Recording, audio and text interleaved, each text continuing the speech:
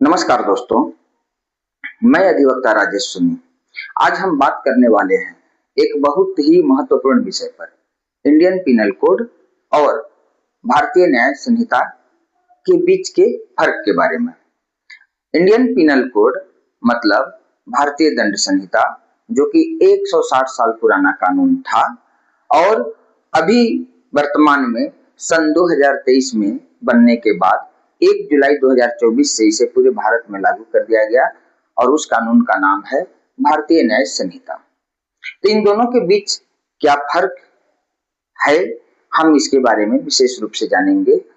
यदि आप कानून से भी जुड़े हुए व्यक्ति हैं तो सामान्य जानकारी रखने हेतु आज का वीडियो आपके लिए महत्वपूर्ण होने वाला है। क्या आपको पता है कि 160 साल पुराना कानून अब बदल चुका है और उसकी जगह आया है एक नया कानून बीएनएस। आखिर क्या बदला उसमें और क्या नया आया और इसका आम आदमी पर क्या असर पड़ेगा, आइए हम सभी बातों को जानते हैं। हम पार्ट वाइज इसको हम देखेंगे। पार्ट 1 में हम देखते हैं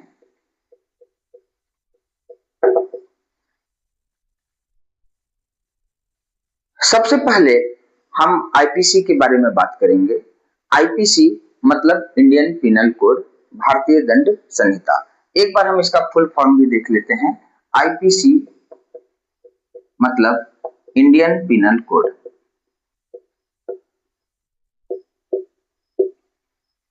भारतीय दंड संहिता, और बीएनएस मतलब भारतीय न्याय संहिता, भारतीय न्याय संहिता।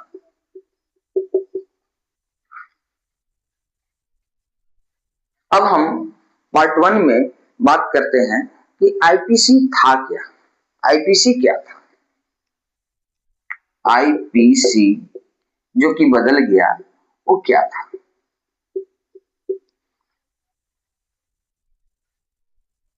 आईपीसी यानी कि इंडियन पिनल कोड 1860 में अंग्रेजों के समय बनाया गया था और यह भारत का मुख्य आपराधिक कानून था, जिसमें अपराध के बारे में जिक्र था और उसकी सजा को भी तय किया गया था। तो आईपीसी का मतलब इंडियन पिनल कोड, जो कि 1860 में बना था, यह अंग्रेजों द्वारा बनाया गया था।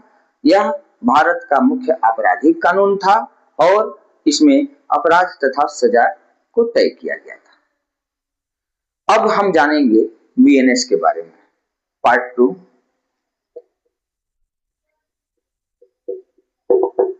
बीएनएस क्या है, क्योंकि 2023 के बाद इस कानून को समाप्त कर दिया गया। अब नया कानून बीएनएस आ गया है। बीएनएस क्या है? यह 2023 में बनाया गया कानून है, जो कि 1 जुलाई 2024 से पूरे भारत में लागू हो गया। बीएनएस का उद्देश्य क्या है? कि कानून को सरल और आधुनिक बनाना। तो हम दोनों के बारे में क्या देखिए। आईपीसी क्या? यह आईपीसी अंग्रेजों के समय बनाया गया कानून था। अंग्रेजों के समय सन 1860 ईस्वी में बनाया गया कानून था।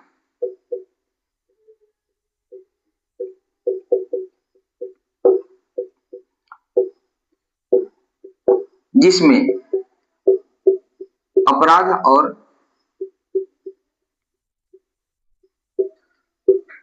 सजा को तय किया गया था। सजा तय किया गया था।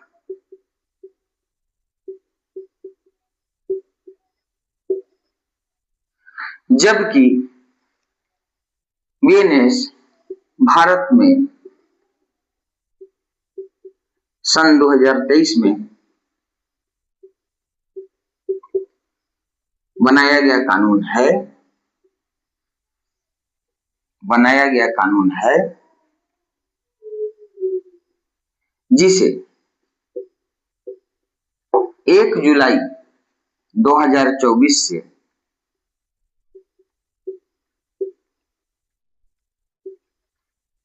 पूरे भारत में लागू कर दिया गया। लागू कर दिया गया। 1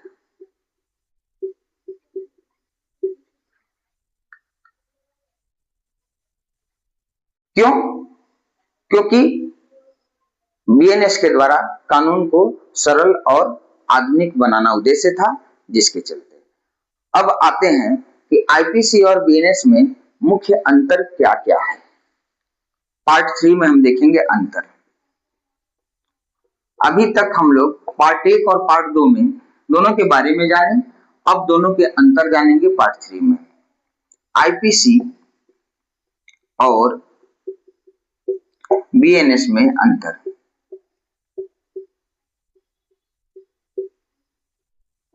क्या है?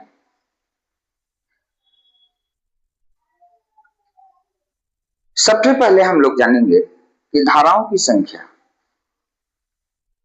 पहला इसमें आते हैं कि धाराओं की संख्या।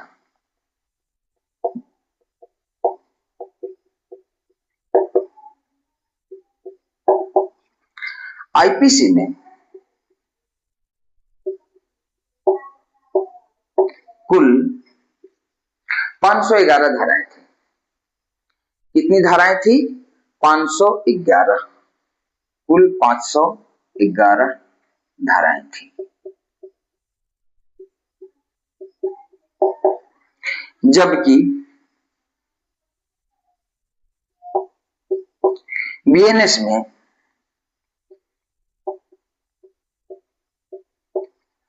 यही 358 धाराएं हो गई।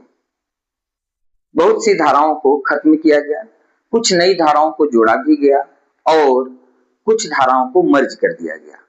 मतलब एक ही प्रकार के अपराध के लिए अलग अलग जो धारा आईपीसी में वर्णित था, उसे एक साथ समायोजित करके और एक धारा बना दिया गया। तो यहाँ पर बीएनएस में कुल 358 धाराएं हैं। देखिए इसमें सुविधा क्या हुआ। अभी जो कानून की पढ़ाई कर रहे हैं उन छात्रों के लिए भी बहुत ही महत्वपूर्ण हो गया, आसान हो गया कि अब उन्हें 511 धाराओं के बदले में मात्र 358 धाराएं ही पढ़नी पड़ेंगी और किसी भी प्रकार का सजा में या अपराध के प्रकृति में अंतर भी नहीं किया गया है। लेकिन बहुत सी धाराएं जो कि हमारे देश में अप्रभावित लगभग हो चुकी थी, उसे भी आईपीसी में रखा गया था, क्योंकि वह 1860 अंग्रेजों के जमाने में बना हुआ धारा था। तो आज जो है 2023 में आवश्यकता महसूस की जा रही थी कि उन अंग्रेज जमानों के कुछ कानून को बदला जाए। वैसी स्थिति में हमारे देश में बीएनएस को लागू किया गया और बहुत सी धाराओं को समाप्त कर दिया गया। इसके अलावे कुछ नई धाराओं की भी आवश्यकता थी, जिन्हें जोड़ भी दिया गया। तो इस प्रकार से हम अब अध्ययन करने में मात्र 358 धाराओं का ही अध्ययन करते हैं और इसी में हमारा सारा अपराध और सजा का वर्णन मिल जाता है। ये हो गया। अब इसमें देखिए हम आईपीसी और बीएनएस में अंतर देख रहे हैं, तो एक ये जो है कहना बहुत जरूरी हो जाएगा कि कुछ नए अपराध जो शामिल हुए हैं वो कौन कौन से हैं। अभी हम इसको देखते हैं।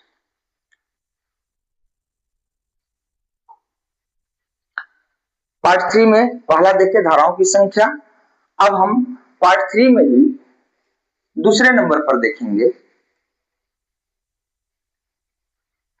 पार्ट 3 का ही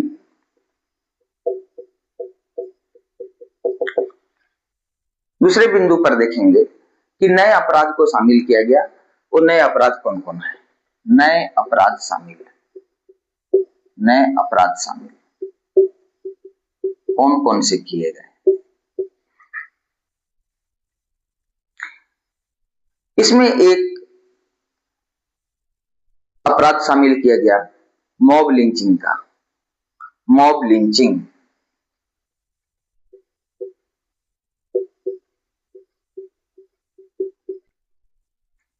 लिंचिंग मतलब भीड़ द्वारा हत्या। भीड़ द्वारा हत्या के लिए आईपीसी में कोई कानून बना हुआ नहीं था, कोई धारा नहीं जोड़ा गया था। तो एक नई धारा को जोड़ करके और इस अपराध को शामिल किया गया कि मॉब लिंचिंग, अर्थात भीड़ द्वारा हत्या। एक और अपराध को शामिल किया गया, वो है ऑर्गेनाइज्ड क्राइम, संगठित अपराध। ऑर्गेनाइज्ड क्राइम, संगठित अपराध।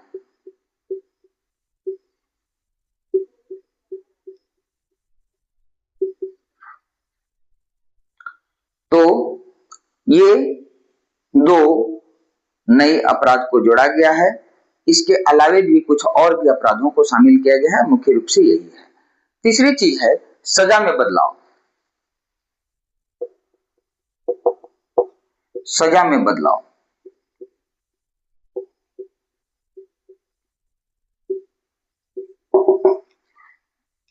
यह सोचने वाली बात है कि अंग्रेज जमाने में जो सजा थे, या तो जुर्माना के रूप में, तो उस दिन के वैल्यू के अनुसार जुर्माना तय किया गया था। निश्चित तौर पर आवश्यकता पड़ रही थी कि अब नए सिरे से इसमें सजा में बदलाव किया जाए। तो कुछ अपराध में सजा बढ़ाई गई है और कुछ मामलों में जोड़ा भी गया है।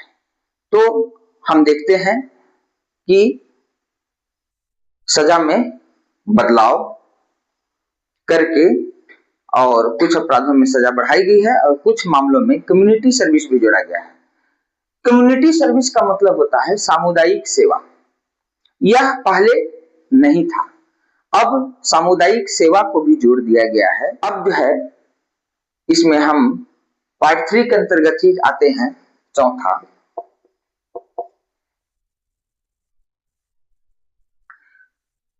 भाषा को आसान किया गया है। भाषा को आसान, भाषा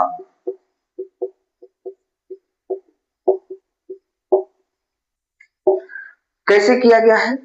आईपीसी की भाषा कठिन थी, अंग्रेज का बनाया हुआ कानून था, तो अंग्रेजों के बनाए हुए कानून में अंग्रेजी को प्राथमिकता दी गई थी, या उस समय की भाषा को प्राथमिकता दी गई थी। लेकिन बीएनएस को सरल और समझने योग्य बनाया गया है। तो इस प्रकार ये 4 बिंदु हम देखें। एक बिंदु और भी है, 5वां, सेडिशन। सेडिशन अर्थात देशद्रोह, इसमें भी बदलाव किया गया है। सेडिशन की परिभाषा में बदलाव किया गया है। सेडिशन, जिसे हम देशद्रोह कहते हैं, देशद्रोह की पुरानी धारा को बदलकर नए रूप में पेश किया गया है। अब हम पार्ट 4 देखते हैं।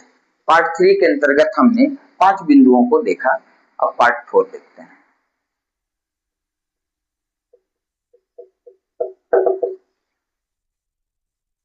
आम जनता पर इसका क्या असर पड़ा या क्या पड़ रहा है? आम जनता पर असर, नया कानून का आम जनता पर असर। अब सवाल यह आता है कि आम आदमी पर इसका क्या असर पड़ेगा? केस की प्रक्रिया ज्यादा स्पष्ट होगी, नए अपराधों पर सख्त कार्रवाई होगी और न्याय मिलने में तेजी आएगी, यही असर पड़ेगा। फिर से सुन लें कि केस की प्रक्रिया ज्यादा स्पष्ट होगी, नए अपराधों पर सख्त कार्रवाई होगी और न्याय मिलने में तेजी आएगी। तो दोस्तों, आईपीसी से बीएनएस का यह बदलाव भारत के कानून को आधुनिक, सरल और ज्यादा प्रभावी बनाता है। तो इस वीडियो में हमने आईपीसी के और बीएनएस के बीच का पूरा अंतर आसान भाषा में समझाया है। जानिए कि नए कानून में जो बदलाव हुए हैं, इसका आम जनता पर जो असर पड़ रहा है, उसमें सभी लोग उसका लाभ ले रहे हैं। धन्यवाद।